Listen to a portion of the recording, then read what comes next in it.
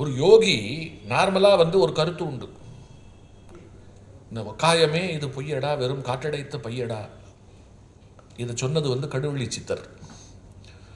இந்த உடம்பெல்லாம் கட்டிண்டு இது ஒரு பெரிய வீணா போன ஒரு விஷயம், இதை சுமந்துண்டு. ஏன்னா யாருக்கும் விரோதி வெளியில் கிடையாது, முதல்ல நம்ம வயிறு தான். இந்த வயிறு இருக்க, இது நம்ம எஜமான் அப்படின்னு சொல்லிட்டு பசிக்காமல் இருக்கா என்னைக்காவது? எரியுது.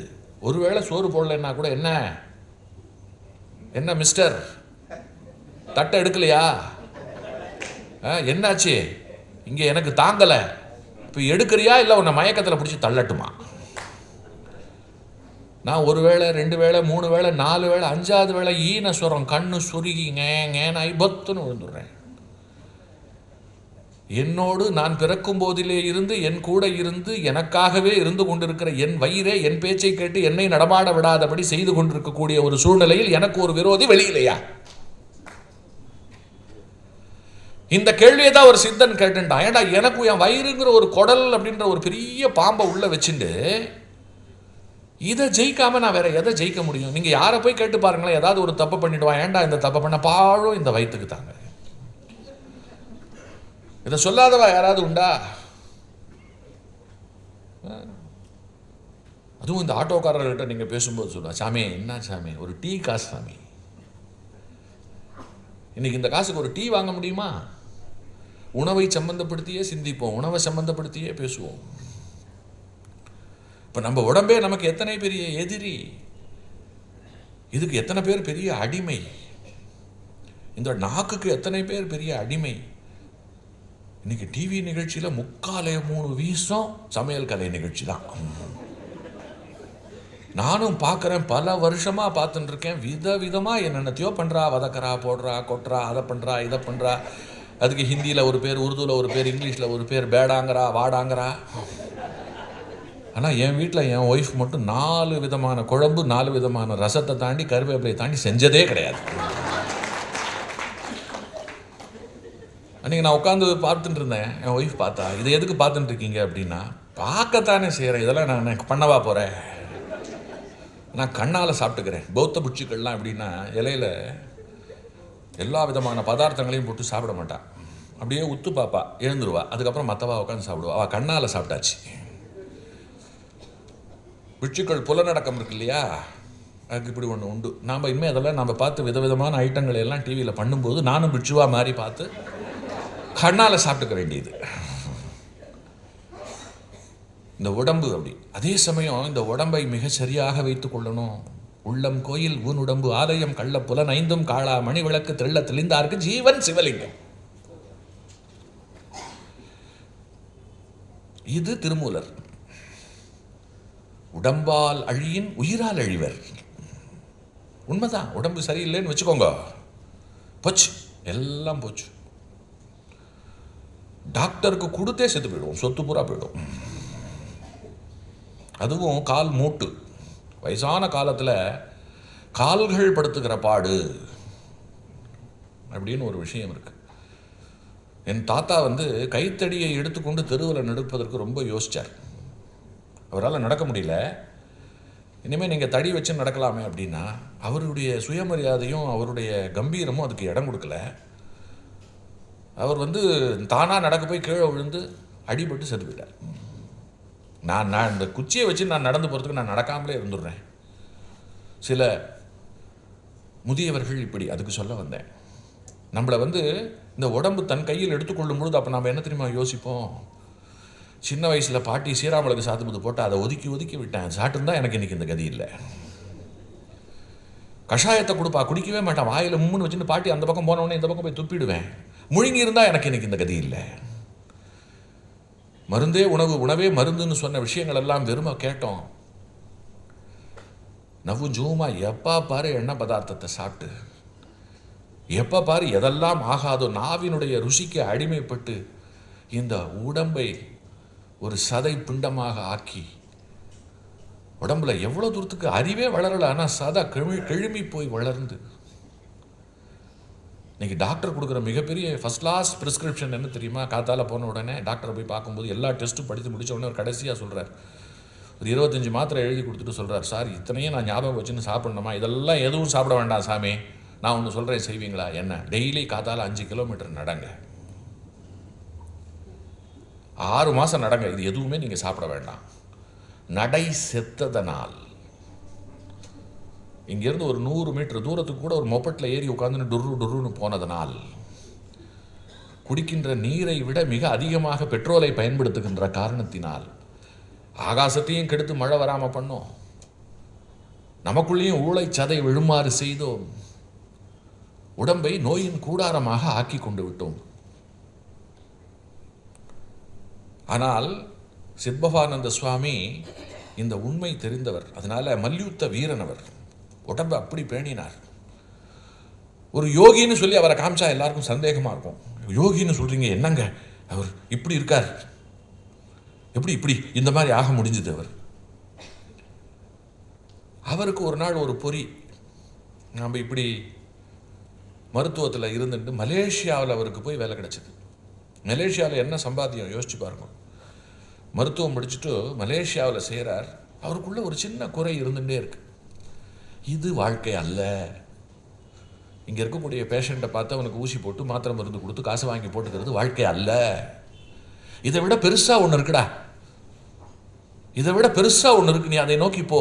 ஏன்னா பிறப்பு ஒரு தடவை, அரிதறிது மானிடராய் பிறத்தல் அரிது. அந்த அரிய பிறப்பு உனக்கு வாய்த்திருக்கிறது, அந்த அரிய பிறப்பை நீ தொலைத்து விடாதே. அவர் மனசுக்குள்ள ஒரு குரல், போ போ. எப்போ பாரு வியாதியஸ்தனை பார்த்துண்டு அவனுக்கே எல்லாத்தையும் பண்ணிண்டு. மலேசியாவிலேருந்து பார்த்தார், அவரை காசி வா வான்னு கங்கா தேவி வா வா அப்படின்னா அவர் கிளம்பிட்டார். கிளம்பின நிலையில் காசி ரயில்வே நிலையத்தில் வந்து இறங்குறார். கை நிறைய பணம், மிகப்பெரிய சூட்கேஸ், அதில் நிறைய துணிமணி எல்லாத்தையும் வச்சுட்டு இருக்கார். என்ன பண்ணார் தெரியுமா? இறங்கின நிலையில் அங்கே ஒரு சன்னியாசியை பார்த்தார். அந்த சன்னியாசி இப்படி இப்படி பக்கத்தில் கூப்பிட்டான். பக்கத்தில் போனார். மூட்டை முடிச்சோடு இங்கே வந்திருக்க? அவர் கேட்ட கேள்வி, மூட்டை முடிச்சோடு இங்கே வந்திருக்க அப்படின்னார். பின்ன நான் மலேசியாவிலேருந்து வரேன், விடணும்னு வந்திருக்க, தூக்கின்னு வந்திருக்கேன். எல்லாத்தையும் விடணுங்கிறவன் இப்படியா தூக்கின்னு வருவான்? ஒரே வார்த்தை இங்கே அடிச்சுது, அவ்வளோதான். என்ன பண்ணார் தெரியுமா? பொட்டியை திறந்தார். போகிற வர்றவனுக்கெல்லாம் எல்லாத்தையும் கொடுத்துட்டார். உடம்புல கோட்டு போட்டு இருந்தார். அந்த கோட்டை கழட்டி ஒரு பிச்சைக்காரனுக்கு, இடுப்பில் துண்டு மட்டும். அந்த தைரியத்தை நீங்கள் கொஞ்சம் யோசிக்கணும். இந்த புள்ளியை நீங்கள் கொஞ்சம் யோசிக்கணும். நம்ம அறிவு என்ன தெரியுமா சொல்லும்? சரியான முட்டாள் சார், வாழ தெரியாதவர் சார். ஏன் சார் டாக்டராக இருந்துக்கிட்டு இலவசமாக சேவை செய்யலாமே, மருத்துவத்தில் என்னென்னமோ செய்யலாமே. அவருக்கு மருத்துவ சேவை செய்வது மட்டும் நோக்கம் இல்லை, தன்னை வெல்லுவதும் ஒரு நோக்கம். தன்னை அறிவது, அறிந்த பிறகு தன்னை வெல்வது, அது அவருடைய பிரதானமான நோக்கம். திரும்ப பிறக்கக்கூடாது. கர்ம கணக்கு இருக்கு இல்லையா, அதை டேலியை முடிச்சுட்டு போயிடணும், ஜீரோவில் வச்சுட்டு டாட்டா சொல்லிட்டு போயிடணும். நீங்கள் நல்லது செய்து நிறைய புண்ணியத்தை சேர்த்து வச்சுருந்தாலும் அனுபவிக்கிறதுக்கு திரும்ப பிறக்கணும். ஞாபகம் வச்சுக்கோங்க. இன்றைக்கி ரொம்ப பேர் அக்கிரமத்துக்கு நடுவில் சும்மா சர்ன்னு காரில் போயிட்டு வந்துட்டு இருக்கான். அவங்ககிட்ட கோடிகள் கொட்டி கிடக்கு அப்படின்னு சொன்னால் பூர்வ ஜென்ம புண்ணிய கணக்கு. அந்த கணக்கு தீர்ற வரையிலும் நீங்கள் வாழ்ந்தாகணும். இப்போ பண்ணிட்டு இருக்கிறதுக்கு பின்னாடி வரும். இப்போல்லாம் ரொம்ப ஃபாஸ்ட்டாக நடக்கிறது, ரொம்ப ஃபாஸ்ட்டாக நடக்கிறது. இப்போல்லாம் சிலருக்கு நடக்கிறதெல்லாம் பார்த்தா நாடே ரொம்ப சந்தோஷமாக இருக்குது. நான் தான் அடுத்த வாரம் முதல்வர், இனிமேல் நான் வச்சது தான் சட்டம். இப்போ டெய்லி 13 கம்பியை எண்ணின்னு இருக்க வேண்டியிருக்கு. அவளுக்கு தான் என் காலத்தோட சக்தி நம்மளை விட அதிகமாக தெரியும். கோடிகள் இருக்குது, அதிகாரம் இருக்குது, எல்லாம் இருக்குது. என்ன புண்ணியம் எப்போ உயிர் போச்சுன்னே தெரியாது. எப்பேற்பட்ட பாடம். காலம் மிகப்பெரிய கணக்கன். அதனால இவருக்கு தன்னை வென்றும் சேவை செய்யணும் அப்படிங்கிறது நோக்கம். இப்போ என்ன பண்ணாருன்னா எல்லாத்தையும் கொடுத்தார். கொடுத்துட்டு, நான் சொன்னேன் இல்லை, எனக்குள்ளே இருக்கிற ஒரு எதிரி, யாருக்கும் எதிரி வெளியே இல்லை, எனக்குள்ள ஒருத்தர் இருக்கான், அந்த எதிரியை ஜெயிக்கணுமே, குறிப்பாக நான் என்கின்ற என்னுடைய அகந்தையை நான் ஜெயிக்கணுமே. எப்போ ஜெயிப்பேன்? 2 கையை இப்படி ஏந்திண்டு அந்த காசி நகர வீதியில் பிச்சை எடுக்க தொடங்கினார். அவருக்கு பிச்சை விழுந்தது. அந்த பிச்சை எடுத்த சாப்பாட்டை சாப்பிட்டார். அவர் கையில் இருக்கிற காசை வச்சுட்டு, அவர் கொண்டு வந்த பணத்தை வச்சுட்டு, அவர் 100 பேருக்கு சோறு போட்டு, அவர் தானும் அமோகமாக இருந்திருக்கலாம். ஆனால் அவர் திட்டமிட்டு, ஏன்னா அப்போ தான் நான் அழியணும், நான் இருக்கிறவர்கள் நான் இப்படி தான் நடந்துப்பேன்.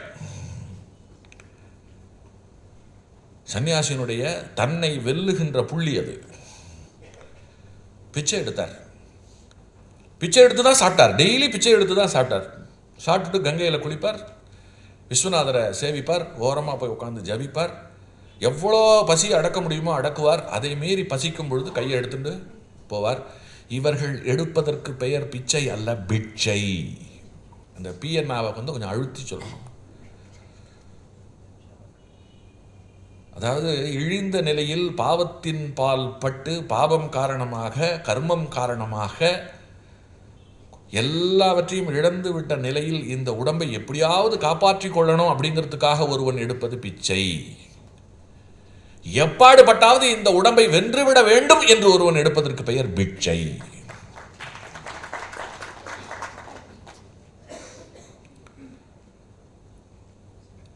காசியில் ஒரு போஸ்ட் மாஸ்டர், போஸ்ட் ஆஃபீஸ் வாசலில் ஒரு திண்ணை. அந்த திண்ணையில் ஒரு நாள் ஒடுங்குகிறார். பருத்த தேகத்தோடு, ஒரு இடுப்பில் ஒரு துண்டோடு, முகத்தில் ஒரு தேஜஸோடு அந்த போஸ்ட் மாஸ்டரை இவர் கவர்றார். அவர் கூப்பிட்டு, நான் சொல்கிற சில வேலைகளை செய்வீங்களா அப்படின்னு கேட்குறார். ஏவல். அதுக்கு என்ன, உங்களுக்கு என்ன வேணும்னாலும் செய்கிறேன் அப்படிங்கிறார். தொண்டு இங்கேருந்து ஆரம்பிக்கிறது. தான் யார், என்ன படித்தவன், எவ்வளவு சம்பாதிச்சவன், எங்கேருந்து வந்திருக்கேன், தன்னோட பிரதாபம் என்ன, தன்னுடைய பூர்வீகம் என்ன, எல்லாத்தையும் தூக்கி தூரப்பட்டாச்சு. உன் பேர் என்ன, உங்களுக்கு விருப்பப்பட்ட பேரை வச்சுக்கோங்க. பேர் கூட இல்லை எனக்கு, அதையும் துறந்து விட்டேன். ஒரு நாள் அந்த போஸ்ட் மாஸ்டருக்கு இவர் யாருங்கிற உண்மை தெரிய வருகிறது. எப்படி தெரியுமா? அந்த காசிக்கு வந்த ஒருத்தர் இவரை பார்த்துட்டு, மலேசியாவிலேருந்து வந்த ஒருத்தர் இவரை பார்த்துட்டு, ஐயா மகாராஜா இங்கே இருக்கியா, நீ போனதுக்கு பிறகு அங்கே எங்களையெல்லாம் காத்துக்கிறதுக்கு, எங்களுக்கெல்லாம் சேவை செய்யறதுக்கு யாருமே இல்லையா அப்படின்னு சொல்லிட்டு ரோடுன்னு பார்க்கல, புத்துன்னு காலில் விடுறான். இவர் என்ன பண்ணார் தெரியுமா? ஐயோ என்னை காட்டி கொடுத்துடாத, எனக்கு திரும்ப அந்த ஞாபகங்கள் எல்லாம் மூடிடாத அப்படின்னு சொல்லிட்டு ஓடுறார். இந்த போஸ்ட் மாஸ்டர் பார்த்துட்டே இருந்தார். கூப்பிட்டு, என்னப்பா எதுக்கு அந்த அவன் காலில் விழற அப்படின்னா, ஐயோ அவர் யார் தெரியுங்களா அப்படின்னு அந்த போஸ்ட் மாஸ்டர்கிட்ட சொன்னார். அவர் ஒரு எம்பிபிஎஸ் படித்த டாக்டர், மலேசியாவில் கோடிக்கணக்கில் சம்பாதிச்சுட்டு இருந்தவர் அப்படின்னு. உடனே தான் அவருக்கு தெரிஞ்சது, நான் அப்போவே நினச்சேன் பெரிய ஆளாக தான் இருக்கணும்னு, ஆனால் இவ்வளோ பெரிய ஆள்னு எனக்கு தெரியாது அப்படின்னார். அதுக்கப்புறம் அந்த போஸ்ட் மாஸ்டர் அவரை பார்க்குற பார்வை மாறி போச்சு. அவர் மூஞ்சி கூட பார்க்காம, போயிட்டியா, கொண்டு போய் போட்டு வந்துட்டியா, வச்சுட்டு வந்துட்டியா, எல்லா வேலையும் செஞ்சுட்டியா, சரி சரி நீ போகலாம் அப்படின்னு அலட்சியமாக பேசினவர் இப்போ அவரை தேடுறார். காசிக்குள்ளே கையை இப்படி கட்டிண்டு தேடுறார். ஏன்னா அவர் அந்த காசியில் போலி சாமிகளை நிறைய பார்த்துருக்கார், சோத்துக்கு செத்தவனை நிறைய பார்த்துருக்கார். புண்ணிய பூமியில் இதெல்லாம் ரொம்ப சாதாரணம். இப்படியும் 4 பேர் இருப்பா. அவளுக்கு நடுவில் நாம் தான் ஒளிந்திருக்கிறவன்றவளை தேடி கண்டுபிடிக்கணும். நீங்கள் அசலானதை ஒத்துக்கிறதுக்கு ரொம்ப கஷ்டப்பட வேண்டாம், உண்மையாக இருக்கிறவனை நேசிக்கிறதுக்கு ரொம்ப கஷ்டப்பட வேண்டாம். தப்பாக இருக்கிறத ஒத்துக்கிறதுக்கும் தப்பாக இருக்கிறவனை சகிச்சுக்கிறதும் தான் உண்மையிலே பெரிய விஷயம். அதனால் இவர்கள் கூட இருப்பார்கள், இவர்கள் இப்படித்தான் இருப்பார்கள். இதை கடந்து இவர்களுக்கு நடுவில் அவர் தேடுறார். ஐயோ இந்த ஊர்லேயும் ஒரு உண்மையான ஆள் ஒரு வழியாக பிடிச்சார். பிடிச்சிட்டு அவர் சொன்னார், இந்த ஊரை விட ரொம்ப மிகப்பெரியது பத்ரிநாத்தும், அதற்கு மேலே இருக்கக்கூடிய ரிஷிகேசமும், நீங்கள் அங்கே போய் சேவை செய்யணும் அப்படின்னு சொல்லிட்டு இந்த போஸ்ட் மாஸ்டரால் ரிஷிகேசத்திற்கு அனுப்பப்படுகிறார். ரிஷிகேசத்தில் இன்னைக்கும் சித்பவானந்தாவினுடைய ஆசிரமம், தமிழ்நாட்டிலிருந்து யார் போனாலும் அங்கே போய் தங்கலாம். ஒரு மிகப்பெரிய புகலிடம், ஒரு மிகப்பெரிய வசதி வாய்ப்புகளை நமக்கு செய்து தரா. அங்கே இருந்து கொண்டு ஒரு மிகப்பெரிய சேவையை ஆற்றிக்கொண்டிருக்கிறது. அப்படி ரிஷிகேசத்துக்கு போகிறவர் இங்கே பக்குவப்பட்டு கங்கை கரையில் மிகப்பெரிய சன்னியாசியாக தன்னை ஆக்கி கொண்டு அங்கே போய் செட்டில் ஆகி தன்னுடைய சேவையை செய்ய தொடங்குகிறார். மருத்துவ சேவையை அங்கே ஆரம்பிக்கிறார். அவருடைய வாழ்க்கையில் நிறைய சம்பவங்கள், அதில் ஒரு 4-5 சம்பவத்தை மட்டும் நான் சொல்கிறேன், ரொம்ப நேரமாக இருது. ஒரு பெண்மணி, அந்த அம்மாவுக்கு கால் மூட்டில் பயங்கரமான வலி. சித்பவானந்தர் அந்த அம்மாவுக்கு இவரோட மருத்துவம் எப்படிப்பட்டதுன்னு சொன்னால், விபூதியை மந்திரித்து பூசுவார், குணமாயிடும். இவருக்கு அந்த சக்தி கைவர பெற்றிருந்தார். நீங்கள் பண்ணலாம். நான் சொன்னது போல 12 வருஷம் ஒரு பொய்யும் சொல்லாமல், 12 நிமிஷம் முடியாது,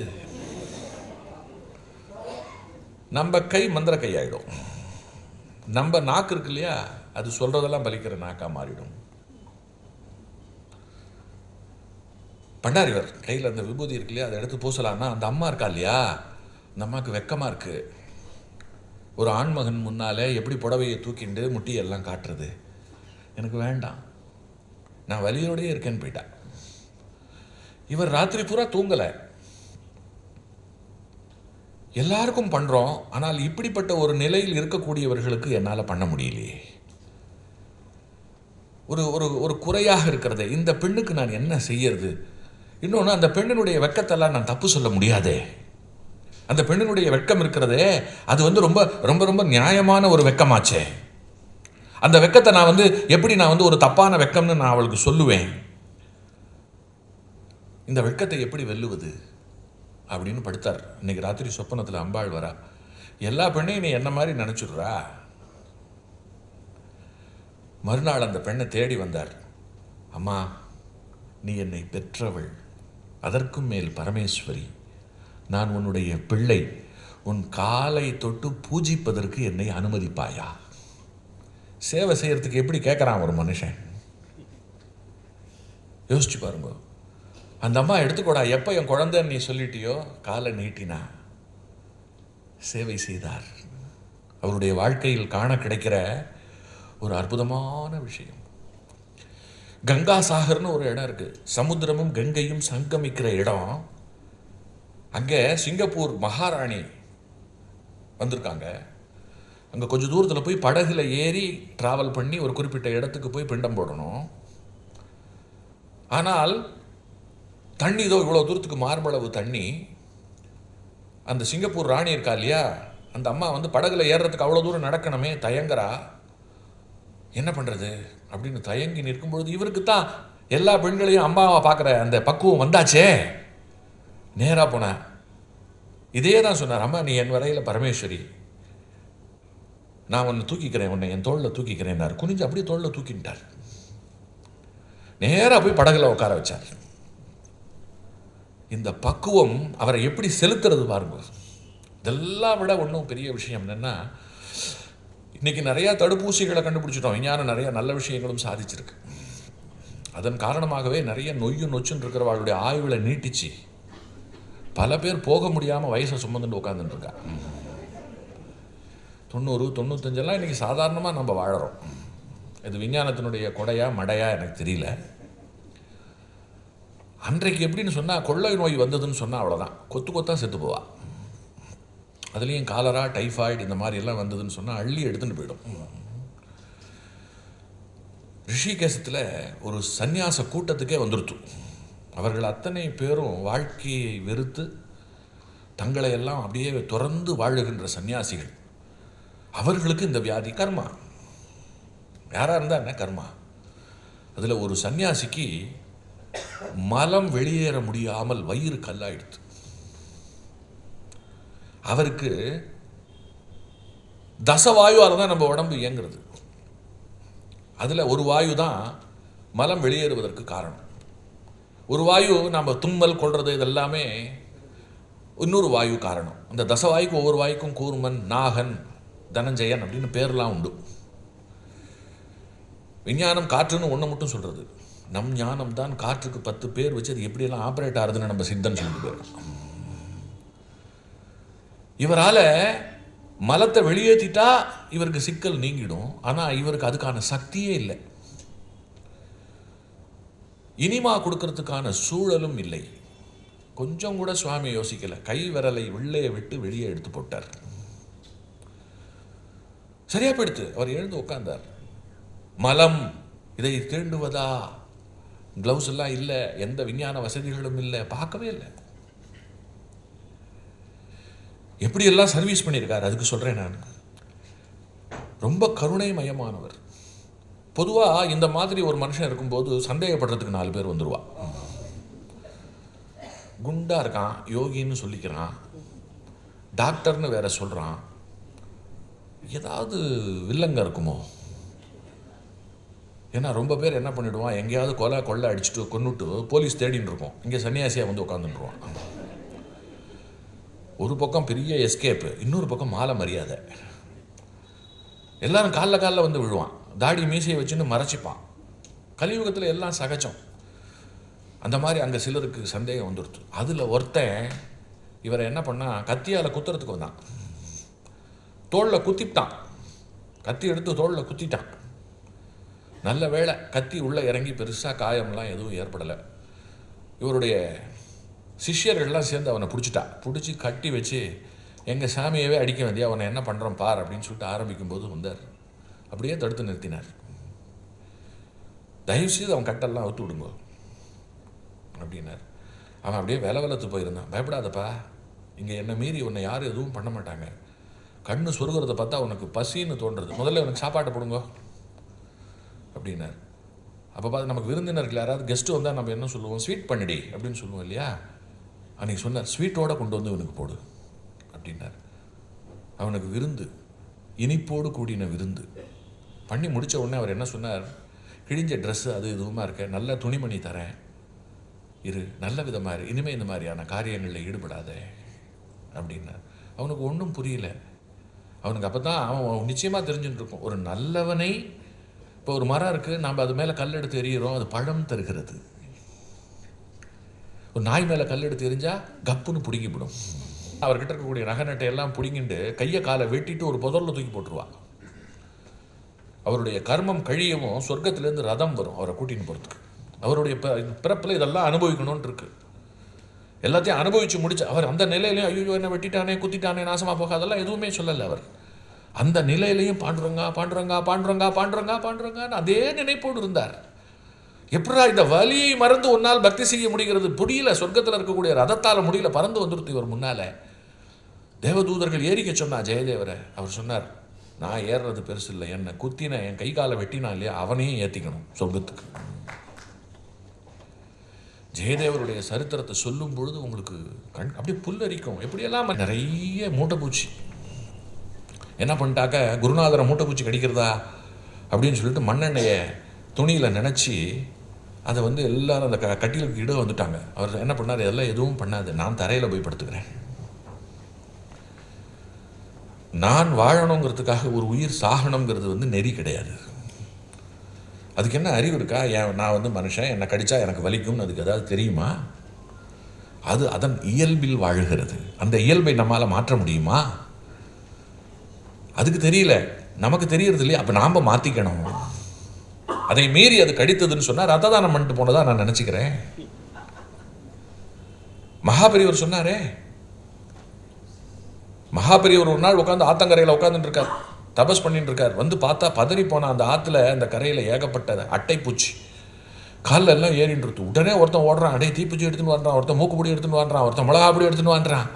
இரு என்ன அப்படின்னாரு. ஐயோ பெரியவா, ஏற்கனவே உங்கள் உடம்புல 1 லிட்டர் ரத்தம் தான் இருக்குது, அதையும் இது குடிச்சு கொடுத்துனா என்ன பண்ணுறது அப்படின்னும் பொழுது அவர் சொல்ல, ஏன்டா நீ தான் ரத்த தானம் பண்ணணுமா, சன்னியாசி நான் பண்ணக்கூடாதா?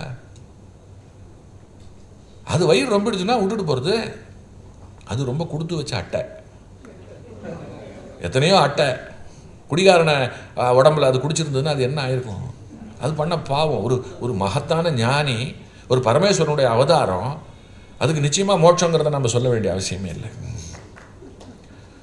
எல்லாத்தையும் தடுத்துட்டார். அதுவாக விட்டுரும், நீ பாரு அப்படின்னாரு. எல்லாம் அதே மாதிரி தான், எல்லா அட்டையும் ரத்தத்தை குடிச்சிட்டு பொத்து பொத்துன்னு தானாக கீழே விழுந்தது. சாப்பிட்டேடா, முடிஞ்சுதா, நல்ல விதமாச்சா, சந்தோஷமாக போயிட்டு வாங்க. பெரியவர் வாழ்க்கையில் நடந்த சம்பவம்.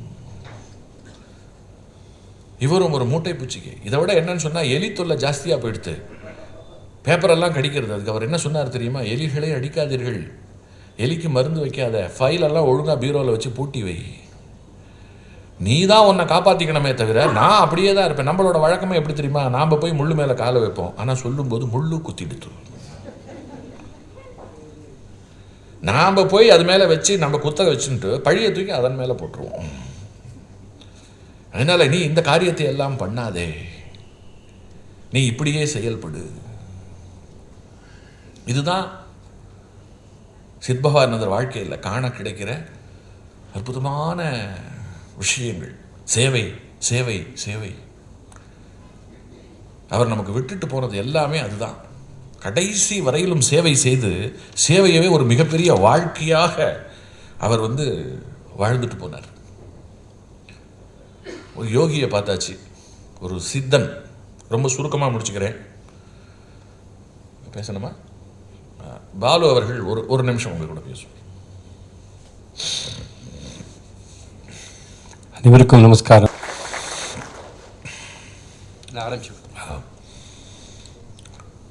ஒரு முனிவனை, யோகியை தொடர்ந்து ஒரு சித்தன். மிகச்சரியாக 10 நிமிஷத்தில் நான் உரையை முடித்துக் கொள்கிறேன். பொதுவாக இதை போன்ற ஒரு சப்ஜெக்டுக்குள்ளே போகும்பொழுது மணி நேரங்களை எல்லாம் அடக்க முடியல. இத்தனைக்கும் நான் ரொம்ப குரங்கு போல் குதித்து குதித்து ஜம்ப் பண்ணி தான் நிறைய விஷயங்களை விட்டுட்டு தான் நான் பேசியிருக்கேன். எனக்கு இந்த சொல்லிட்ட காரணத்தினால எனக்கு இந்த 3 பேரை சொல்லணும். சித்தன் யார் உங்களுக்கு இன்னைக்கு நிச்சயமாக, ஒரு முனிவன் யார், பிரம்ம ஞானி யார், ஒரு யோகி எப்படிப்பட்டவன் அப்படிங்கிறதெல்லாம் ஓரளவுக்கு இன்றைக்கு தெரிய வந்திருக்கும். சித்தர் அப்படிங்கிறவர் சித்தம் தெளிந்தவர், தன்னை முழுமையாக வென்றவர். இந்த பிரம்மஞானிக்கும் இந்த முனிவனுக்கும் இந்த யோகிக்கும் சித்தனுக்கும் ஒரு பெரிய வேறுபாடு உண்டு. என்னன்னா, இவர்களெல்லாம் ஒரு வழியை பின்பற்றுகின்றவர்கள். இவர்களுக்கெல்லாம் குருநாதர்கள் உண்டு. இவர்கள் வேதத்தை பெரிதாக கருதி அதை உபாசித்தவர்கள். ஆனால் சித்தர்களுக்கு இதெல்லாம் எதுவுமே கட்டாயம் கிடையாது. ஒரு சித்தன் வேதமெல்லாம் பொய், வேதம்லாம் ஒன்றுமே கிடையாது, எல்லாமே வேஸ்ட் அப்படின்னு சொல்கிற ஒரு சித்தன் சிவவாக்கியம். நட்டக்கல்லை சுற்றி 4 புட்பம் சாத்தியே, முணுமுணென்று முணுமுணுப்பது ஏதடா, நட்டக்கல்லும் பேசுமோ நாதன் உள்ளிருக்கையில், சுட்ட சட்டி சட்டுவும் கரிச்சுவை அறியுமோ அப்படின்னு கேட்குறான். இந்த மந்திரம்லாம் சொல்லாத, எல்லாம் உள்ளே இருக்குது வெளியில் இல்லை அப்படின்னு. அதே திருமூலர் என்ன சொல்கிறார்? அப்படிலாம் கிடையாது, நீ நினைக்கிற மாதிரி இல்லை, எல்லாமே ரொம்ப பெருசு. இப்படி பல மாறுபட்ட கருத்துக்கள் கொண்டவர்கள் சித்தர்கள் இனத்தில் உண்டு. இஷ்ட தெய்வம் கிடையாது, குருநாதர் கிடையாது, ஒரு வழிமுறை கிடையாது, ஒரு போக்கு கிடையாது, இஷ்டம் போல போகிறது. அதைத்தான் சொல்லுவா, சித்தம் போக்கு சிவன் போக்கு. இந்த சித்தர்கள் 3 விதம். முருகனை பின்பற்றுகின்றவர்கள், சிவனை பின்பற்றுகின்றவர்கள், சக்தியை பின்பற்றுகின்றவர்கள். வைஷ்ணவத்தை பின்பற்றி சித்த புருஷர்களே கிடையாது. ஏன்னா வைஷ்ணவத்தில் பெருமாளுக்கு மிஞ்சி எதுவுமே கிடையாது. சகலமும் பெருமாள், எல்லாமே பெருமாளோட முடிஞ்சு போய்ட்டு. அதனால் அங்கே பெருமாளுக்கு இணை, பெருமாளுக்கு சதுக்கு, இதெல்லாம் எதுவுமே கிடையாது. விசிஷ்டாத்வைதம், அவன் தான் பெருசு, மற்றதெல்லாம் நம்மளாம் வேற அப்படிங்கிறது. ஆனால் சித்தன் என்ன சொல்கிறான்? எனக்குள்ள சிவன் இருக்கான், நான் வேற சிவன் வேற இல்லை அப்படின்னு சொல்கிற ஒரு அத்வைத்தி. ஆகையினால வைஷ்ணவத்தில் சித்தத்துக்கு பெரிய அளவில் இடமில்லை. இங்கே பலவித போக்கு கொண்ட சித்தர்களில் எனக்கு தெரிந்து 100கணக்கான சித்தர்கள் இருந்தாலும் 18 சித்தர்களை ஒரு கணக்கில் வைத்து சொல்லுவது அப்படிங்கிறது மரபு. அந்த 18 சித்தர் மரபு கூட ராமேஸ்வரத்தில் ஒரு மரபு, வைத்தீஸ்வரன் கோயிலில் ஒரு மரபு, பழனியில் ஒரு மரபு. இங்கே ஒரு 18 பேர் இருப்பா, இங்கே ஒரு 18 பேர் இருப்பா, இங்கே ஒரு 18 பேர் இருப்பா. இந்த 18ல் பொதுவாக ஒரு 10 பேர் எல்லா இடத்துலையும் இருப்பா. இதெல்லாம் காலப்போக்கில் உருவான ஒரு விஷயங்கள். நிறைய நூற்றுக்கணக்கான சித்தர்களில் என்னை ரொம்ப கவர்ந்தவர் பிராந்தர் அப்படிங்கிற சித்தர். இந்த பிராந்தர் பார்க்கறதுக்கு ரொம்ப கோரமாக இருப்பார். இவருக்கு மிகப்பெரிய அளவில் யானைக்கால் வியாதி. ஒரு காலை இவருக்கு யானைக்கால் போல் பருத்து வீங்கி விட்ட நிலையில் இவருடைய அன்றாட வாழ்க்கை எப்படிப்பட்டது தெரியுமா? தெருவில் பிச்சை கேட்பார்.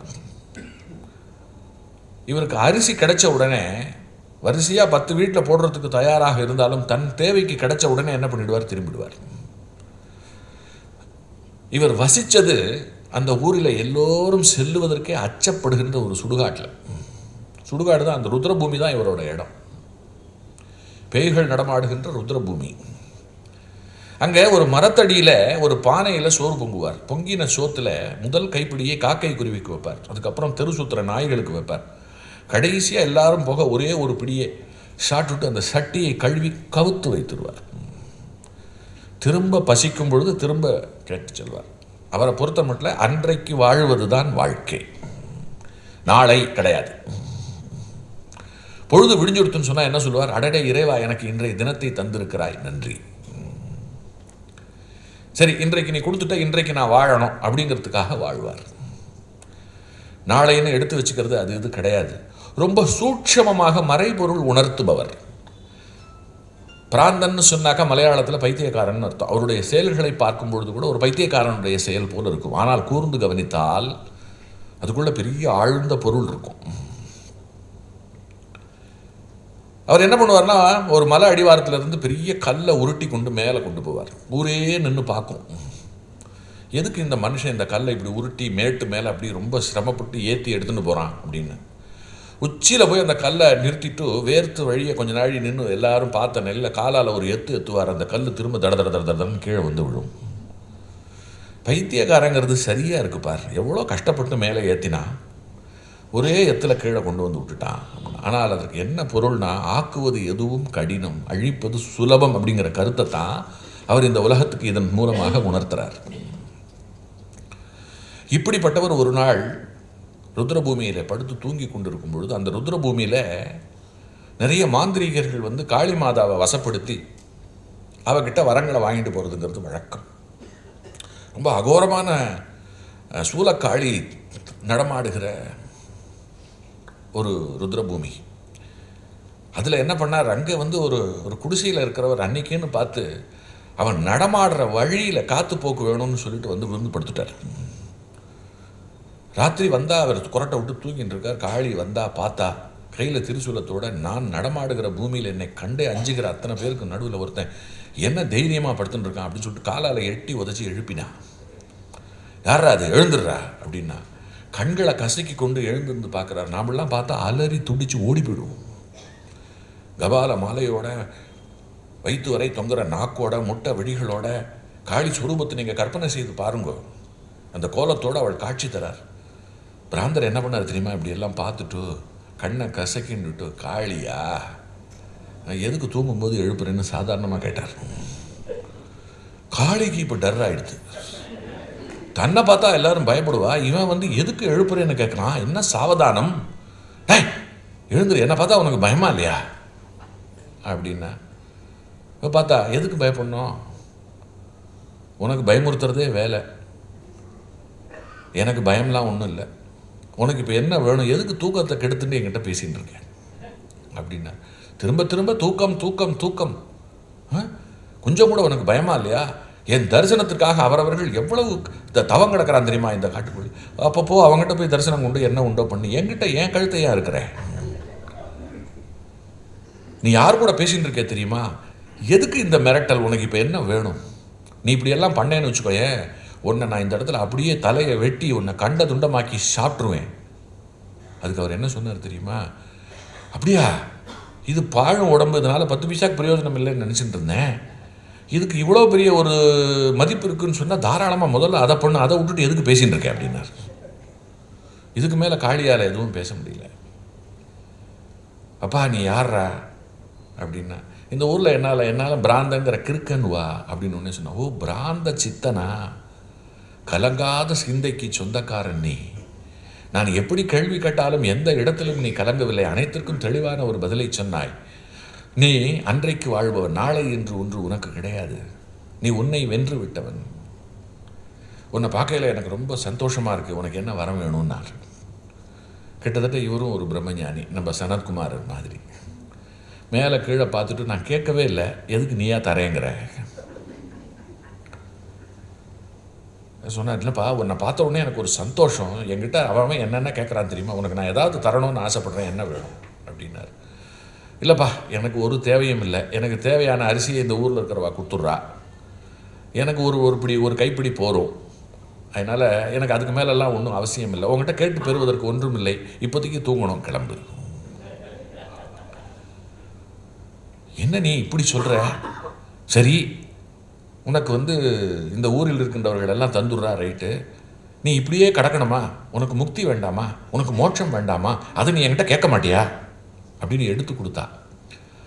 முக்தி மோட்சம் ஆமாம் இதெல்லாம் வேணும், ஆனால் நிறையா கர்ம கணக்கு பாக்கி இருக்கேன், அனுபவித்து தீக்கணும் அப்படின்னு சொல்லிட்டு என் கணக்கில் இருக்கேன், அதனால் நீ நினச்சா கூட எனக்கு அதெல்லாம் கொடுக்க முடியாது, நீ விரும்பினாலும், ஏன்னா என் கணக்கு அதை உனக்கு தடை செய்யும், அதனால் உன்னால் கொடுக்க முடியாது அப்படின்னார். எல்லாத்துக்கும் ஒரு பதிலை வச்சுருக்க, பரவாயில்ல, என்னுடைய தரிசனம் கிடைத்ததற்கே நீ புண்ணியம் செய்திருக்கணும் அப்படின்னார். இருக்கலாம், நான் அதை மறுக்கலை அப்படின்னார். இப்போ உனக்கு என்ன வேணும்? ஏதாவது நான் கொடுக்காம போக மாட்டேன், நான் ஒன்று பண்ணட்டுமா? உன் காலில் இருக்கக்கூடிய அந்த ரோகம் இருக்கிறத, யானைக்கால் ரோகம், அதை நான் நீக்கி விடட்டுமா? நீ ஆரோக்கியமாக இருக்கலாம் அல்லவா அப்படின்னா, அம்மா தாயே முதல்ல இடத்த காலி பண்ணு. அவர் சொன்னது, முதல்ல இடத்த காலி பண்ணு, தப்பித்தவறி அந்த காரியத்தை செஞ்சிடாத. கர்மத்தால் வந்தது, நான் அனுபவித்தே அதை தீர்த்து விட்டு சேர எனக்கு தெரியும், நீ போ. யார் சொல்லுவா? நாம சொல்லுவோமா? ஒரு வலியை சந்தோஷமா ஒப்புக்கொண்டு தெய்வம் நான் தீர்க்கிறேன் என்று சொல்லும் பொழுதும், நீ தீர்க்காத, எனக்கு அது ஒரு பொருட்டு இல்லை, அந்த வலியை நான் அனுபவித்து விட்டு வருகிறேன் அப்படின்னு சொன்னா, அவன் எத்தனை பெரிய அளவிற்கு சித்தம் தெளிந்தவனாக இருக்கணும். காளி சொன்னான், சித்தனை பற்றி நான் சிந்தித்திருக்கிறேன், ஆனால் உன்னை போல ஒரு சித்தனை நான் பார்த்ததே இல்லை, நீ சித்தனுக்கெல்லாம் சித்தன், உன் விருப்பப்படியே கர்மத்தை எல்லாம் முடிச்சுட்டு சேர் அப்படின்னு சொல்லிட்டு அப்ஸ்காண்ட் மறைஞ்சா. எனக்கும் சித்தர்கள், நான் பல சித்தர்களை பற்றி பல புத்தகம் எழுதியிருக்கேன், ரொம்ப ஆராய்ச்சி பண்ணி பலரை பற்றி எழுதியிருக்கேன். பலர் பல கோணங்களில் பல காரணங்களுக்காக பல விஷயங்களுக்காக என்னை கவர்ந்தவர்கள். ஆனாலும் புட்டுல் அடித்தா மாதிரி ஒரு சித்தன் எப்படிப்பட்டவன் அப்படின்னா, இந்த பிராந்தர் விஷயத்தை சொன்னால் போகும், பளிச்சுன்னு ஒருத்தருக்கு போகும். தன்னை வென்றவன், தன்னை வெற்றி கொண்டவன், கர்மத்தையே வெற்றி கொண்டவன், கடவுளையே புறந்தள்ளியவன், கடவுளே வரம் தரும் பொழுது அந்த வரம் எனக்கு பெரிதில்லை என்று சொல்லக்கூடிய வல்லமை உடையவன் எவனோ அவன்தான் சித்தன். அந்த வகையில் இன்றைக்கு யோகியை, பிரம்மஞானியை, ரிஷியை, சித்தனை இந்த மேடையில் சிந்திப்பதற்கு கிடைச்ச வாய்ப்பு இருக்க, அது நான் செய்த புண்ணியம்னு நினைக்கிறேன். நாளைக்கு நம்ம மகா பெரியவாளை உங்கள் முன்னால் பெரிய அளவில் சிந்திக்கிறேன். நன்றி, வணக்கம்.